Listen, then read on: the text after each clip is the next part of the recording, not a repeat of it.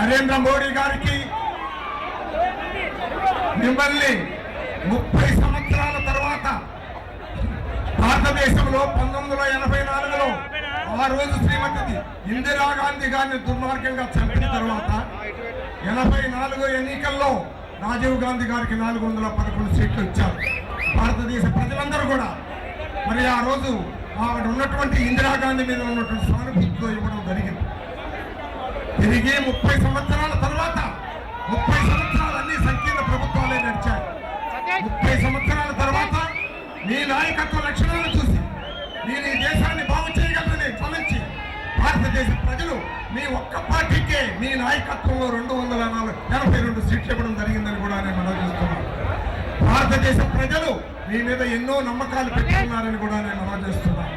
వారి జీవితాలు బాగా చేస్తారని కూడా నమ్మకం పెట్టుకున్నారు. ఆంధ్రప్రదేశ్ కూడా మినహాయింపు లేదని కూడా నేను మనం చేస్తున్నాను. ఆంధ్రప్రదేశ్ ప్రజలు కూడా మీ మీద గౌరవభావం ఉంది. మీరు చూపిస్తున్నటువంటి చొరవలో నిజంగా ప్రజలందరూ కూడా నచ్చుతున్నారు.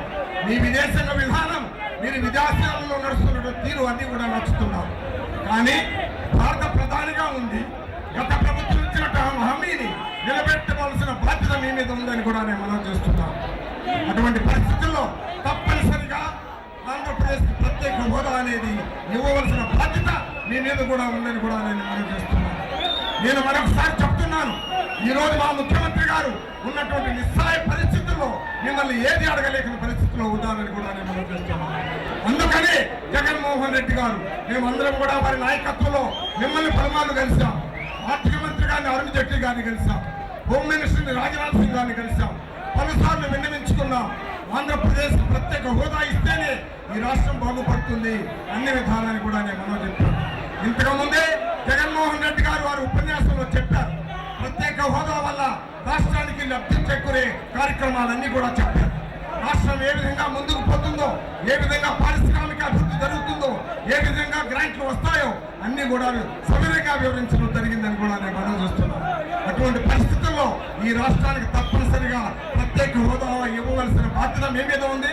అది న్యాయమైన హక్కుని కూడా నేను మనం చేస్తున్నాం. ఈ రోజు రాష్ట్ర ప్రజలందరూ కూడా ప్రత్యేక హక్కు కావాలని కోరుకుంటున్నారు.